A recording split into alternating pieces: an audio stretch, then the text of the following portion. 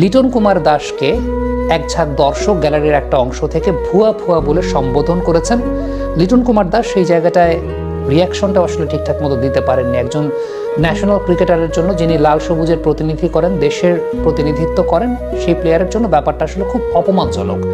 এখন আপনি অবশ্যই যে কোনো একটা পারফর্মারের পারফরমেন্স যখন খারাপ থাকে বা ব্যাড প্যাচে যায়, আপনি সমালোচনা করতেই পারেন, কিন্তু সমালোচনার ভাষাটা মার্জিত হওয়া উচিত, সমালোচনার ভাষাটা স্পোর্টিং হওয়া উচিত।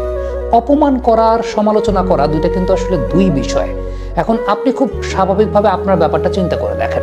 আপনি হয়তোবা বিশ্ববিদ্যালয়ে পড়েন, আপনার পড়া পারেন নাই, অ্যাসাইনমেন্ট করেন নাই, আপনাকে আপনার ভুলটা শুধরে দেওয়ার দায়িত্বটা শিক্ষকের। শিক্ষক আপনার সমালোচনা করবে, কিন্তু শিক্ষক যদি আপনাকে এমনভাবে অপমান করে সবার সামনে, সেটা আপনার জন্য কেমন লাগবে? আপনি তখন কেমন ফিল করবেন?